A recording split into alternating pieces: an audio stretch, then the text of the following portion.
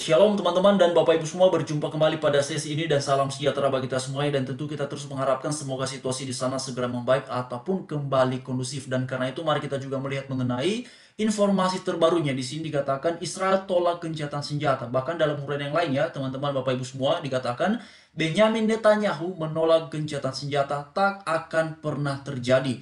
Lalu kemudian lebih lanjut di sini dijelaskan bahwa Perdana Menteri PM Israel Benyamin Netanyahu menolak gencatan senjata. Ia menegaskan bahwa ini adalah waktunya untuk berperang ataupun untuk melakukan perlawanan terhadap pihak Hamas. Jadi saudara-saudari semua, kawan-kawannya, pihak dari Israel ini melalui PM ataupun Perdana Menterinya ya, di sini dikatakan bahwa selain itu menurut Netanyahu melakukan gencatan senjata di Gaza sama saja seperti menyerah pada kelompok Hamas Palestina tersebut.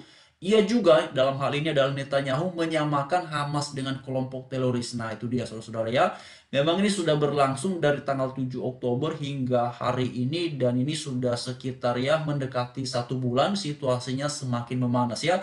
Lalu juga di sini dikatakan bahwa saya ingin memperjelas posisi Israel mengenai gencatan senjata tersebut. Lalu kemudian bahkan di sini juga Netanyahu membuat sebuah perbandingan ya, sama seperti AS pada waktu itu juga tidak menyetujui mengenai gencatan senjata. Demikian pula Israel akan terus melakukan pembalasan terhadap pihak Hamas yang memulai ya peperangan ataupun serangan kepada Israel tepatnya pada tanggal 7 Oktober itu, yang telah ya menewaskan banyak warga. Bahkan juga warga Israel bukan hanya tewas ya saudara-saudara, ya ada juga yang kemudian disandra oleh pihak Hamas. Lalu kemudian di sini juga dikatakan bahwa penolakan disampaikan Netanyahu pada Senin malam ya. Jadi informasinya kawan-kawannya kalau kita perhatikan ini beberapa jam yang lalu ya. Lalu kemudian tidak hanya itu, di sini dikatakan bahwa penolakan tersebut ya disampaikan langsung ya oleh Perdana Menteri Israel yaitu Benyamin Netanyahu, di mana mereka ini menolak ya seruan dari 120 negara itu, saudara-saudara ya. Jadi memang ini serius sekali ya, pihak dari Israel melakukan perlawanan yang intensif terhadap pihak Hamas. Lalu kemudian juga di sini dikatakan bahwa sejak penolakan gencatan senjata tersebut ya, Israel telah menegaskan bahwa pihak mereka ya, pasukan militernya ini akan terus melakukan peperangan ataupun perlawanan terhadap pihak Hamas ya. Bahkan di sini dikatakan memerangi Hamas di Gaza semalaman sebanyak 300 sasaran yang diklaim ya terkait Hamas jadi sasaran pada Selasa.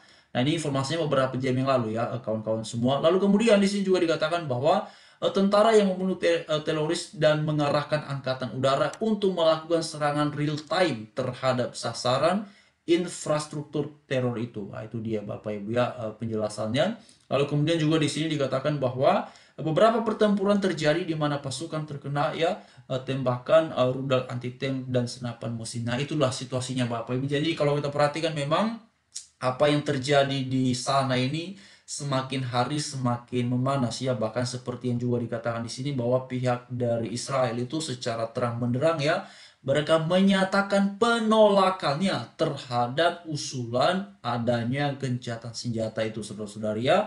Jadi itulah yang kemudian dilakukan oleh pihak Israel, dan perlu kita ingat bersama bahwa apa yang terjadi hari ini ya ataupun sekitar 1 bulan belakangan ya, ini kan bermula dari serangan Hamas yang dilakukan ya tepatnya pada hari Sabtu tanggal 7 Oktober itu, yang mana pada saat itu kan sebenarnya semua kita tahu ya bahwa itu adalah hari sabatnya Israel ya, dan sesuai dengan ketentuan hukum Taurat ya ataupun kitab Musa ya, mereka ini sebenarnya kalau untuk pada hari Sabat ini kan kegiatan dan aktivitasnya bahkan mengangkat beban itu diatur ya saudara-saudari ya. Jadi memang disitulah, di hari itulah kemudian pihak dari Hamas melakukan serangan kepada Israel, dan akhirnya dibalas secara berkali-kali lipat oleh pihak Israel. Nah itulah yang terjadi ya saudara dan saudari semuanya. Kita perhatikan tadi di situ dikatakan ya oleh Perdana Menterinya Israel. Bahkan kalau saudara teman-teman ya semuanya ingat ya, beberapa minggu yang lalu dikatakan bahwa pihak Israel ini karena saking seriusnya ya, bahkan mereka membentuk pemerintahan sementara ya yang disebut sebagai kabinet perang ya, untuk melakukan perlawanan yang habis-habisan, yang optimal ya dengan kekuatan penuh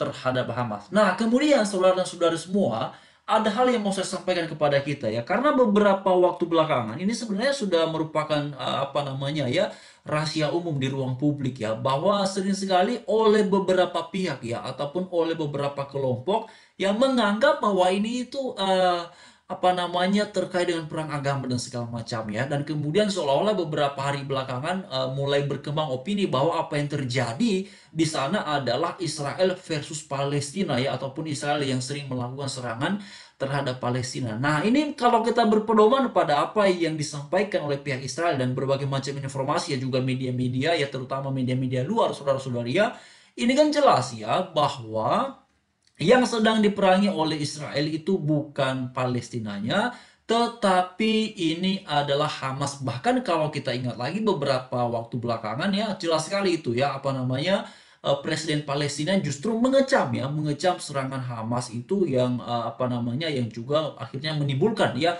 situasi yang mencekam seperti hari-hari belakangan ini. Ya, jadi memang situasinya demikian, saudara-saudara ya. Bahkan kalau kita ingat lagi ya, ketika pihak Israel deklarasi bakalan melakukan serangan darat kepada pihak Hamas di Gaza, yang mereka ini memberikan kesempatan kepada warga untuk meninggalkan kota, untuk keluar dari kota Gaza karena mereka akan melakukan serangan darat ya.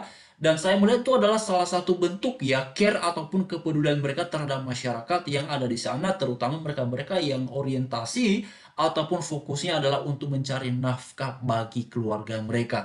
Nah, justru sebaliknya pihak Hamas ketika mendengar hal tersebut malah ya sebaliknya ya, mereka minta warga tetap aja di rumah, katanya tetap aja di kota. Nah, ini situasinya saudara-saudara ya.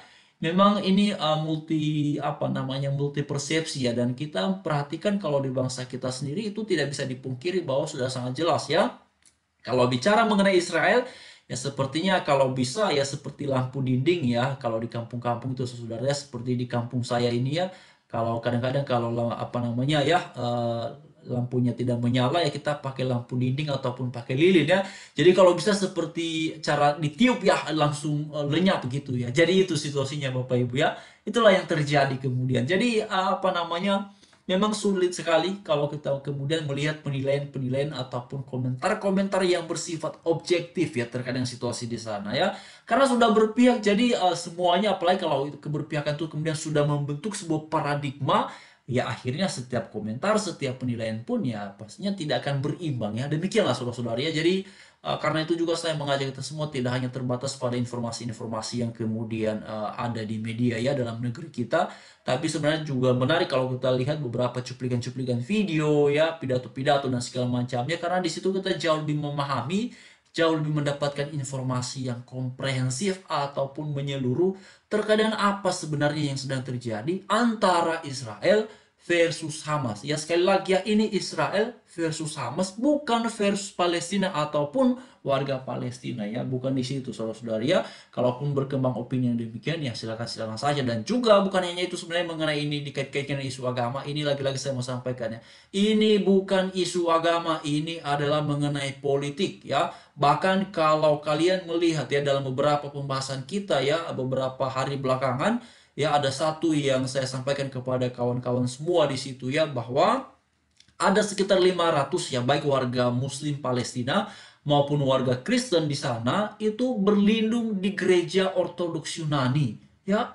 Jadi teman-teman dan Bapak Ibu semua, ini tidak ada kaitannya dengan isu-isu agama ya, sekalipun memang ya ini kan sering sekali dibawa-bawa lah isu agama dan segala macam, tapi ya sudahlah, kembali kepada masing-masing orang ya.